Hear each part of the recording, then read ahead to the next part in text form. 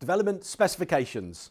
I'm Nicholas Woolwork, CEO of propertyforum.com and Red Brick. I'm joined today by John Howard, fellow property developer, to talk about project specifications and some of the nuances regarding property development. Welcome, John. Thanks for joining me. It was a long way down, but I'm here. I've dragged you down from the far reaches of the UK, but thank you. You braved it. And we're stood actually in front of, we're on my client site. It's 30,000 square foot office to residential conversion. We're stood in front of a kind of a specification board that spans the rear wall. And we've asked the contractors, and they would often put this forward anyway, to put all the little details of fixtures and fittings and showers and shower heads and, tiles and radiators, to kind of show us what it's going to feel like. Touchy-feely stuff, That's exactly what we all, hopefully, everyone does. Absolutely. So when you're doing a budget for a development like this, it's so important to know your market, because if you don't know the market, you don't know what to put in. So are you going to put in, spend £5,000 on kitchens, or are you going to spend two? Are you going to spend £1,000 on bathroom suites, or 500 if it's possible? So very important that you know your market. That's the Start first from thing. the end. Start with the end market. Absolutely. Who you're developing Start from the for. end and work back. Yep. Once you know the market and get advice from the agent on what in certain cases people want. For instance, in that area specifically. For instance, because I'm doing a development of 20 odd houses at the moment in Birmingham, and it's a Muslim area. So Muslim people want different things in their houses and their design of the houses than perhaps an English person might. Right. Okay. So it just depends what you put in. How they're used to living in a certain how way. How they like to live, Wow, interesting. and so on. So you have to adapt to the area that you're investing and developing in. Very important. Yeah, absolutely. So we call it a PC sum, don't we? Yes, Nicholas? we do. And a what does PC that stand sum, for, John? that stands for prime cost. It does. And what's important is that you have a PC sum for kitchens, bathrooms, carpets, and that just means that that's the budget you're giving to that development. So it might be, for instance, here, I'm guessing it's a relatively modest development that you might be putting in. Are you saying my dream board is rubbish? I'm saying it's modest. You're saying it's poor quality? No, I'm saying the quality's This fine. is shiny but chrome. This is very high quality. But it's relatively modest, a low cost rental development. Yeah, Would that be true? I would say we've actually got two options. That's why we're looking at a couple of things here. So we've got the lower cost version. If we're going to end up renting to a housing association, we need to make a decision quite soon if we can secure that lease. But what's important with a housing cheaper. association, or anybody you're renting to, that it's still quality, it's durable. Yeah, Because it what needs you to be don't want durable, to do, of you course. still want to spend Of course. decent money, and you're going to, I can see here, you're going to spend decent money, but it's standard. But you want quality standard, because that needs to be durable, it needs to last 5 to 10 years without breaking and falling to bits and so on. Really, really important. So depending on once you know who your market is, then you can decide what the PC sum should be for kitchens, bathrooms, carpets and so on. And that's what we're talking about. Yeah, absolutely. So I think, it's important for the client in particular to see this kind of stuff. I mean, you and I are used to choosing this stuff, and actually we've got a standard specification, I'm sure I certainly do, of how we build our units. And our units are very much, professional let quality, so that we can let to housing associations and, harsh to say this, but lesser requiring and there's nothing tenants wrong with if needed. Cover all exits. Absolutely. Let me tell you a bit of a secret. I never choose anything.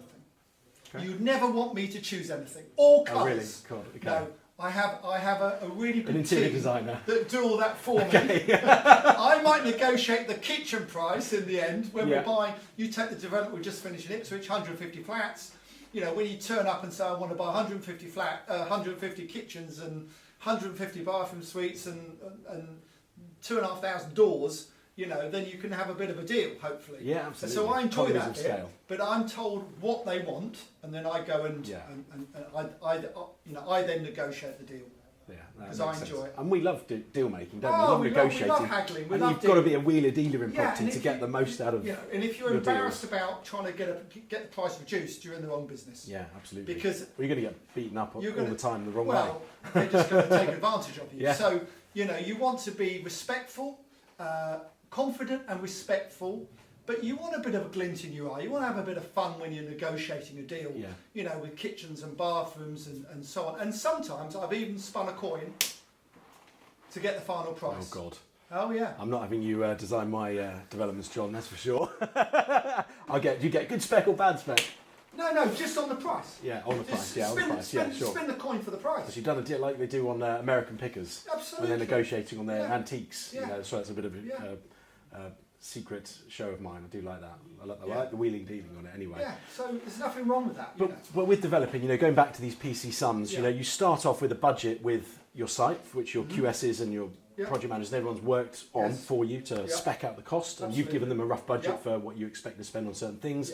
And then as that development goes on, certainly in the very, very early stages, where you get consultants' reports back for certain other elements, so not necessarily talking spec now, talking windows or drainage, you start to get the consultants' opinions in and the surveys in, those PC sums become actual costs. Well, they do, but you know what, it's a bit like a football manager.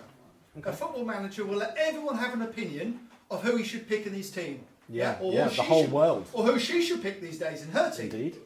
There's only one opinion that counts, and that's the captain or the manager of the team, the manager. And that is you. If you're the developer, you're the captain of the team, you're the captain of the ship.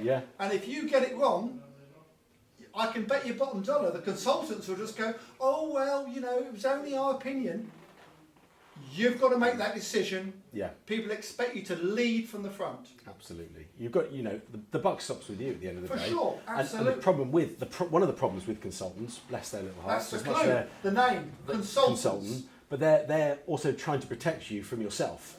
You know, are you a law? If John's a law unto himself, we need to protect him from himself. For sure. By putting buffer in. Absolutely. You need professional people around you, of course you do. But ultimately, they're scared of crossing the road. That's why they're consultants. Absolutely, yeah. They're not brave. And they'll over-engineer it. They're not That's entrepreneurs. And they're over-engineering. So you've got to look at that and say, right, I always look at it like this. I get around a table, I say, look, guys and girls, how can we save some money? Absolutely. Value engineer it. Value engineer it's called. And when you sit them around the table, you say, well, do we need a £4,000 kitchen? Do we need a £2,500 bar? Do we need 35 types of wall, I think we had on this site to start with, the architect designed. Bloody crazy. 35 different makeups of wall structure. What is wrong with that bloody architect who did that? No, well, you know, okay. Hopefully you're not watching. But no, it was you know, belt and braces approach. Do you know what I say to architects? And we have to when I first meet architects, the first thing I say to them, have you won any awards? And they go, oh yes, I've won lots and lots of awards. I said, well, congratulations, you'll win no awards with me, but you'll get paid on time. Yeah. Good call. Okay. Well, sound advice there, John. Thank you. Some of the nuances of working on property developments, lots and lots of decisions to make. The buck ultimately stops with you. It's your business. It's your life and your bread on the line, your family's inheritance on the line, ultimately, as they say. So, thanks to John for his insights on that particular video. Thanks to you for watching, guys. If you liked this and you want to see more educational content, please subscribe, hit the bell icon, and see you on the next video. Take care.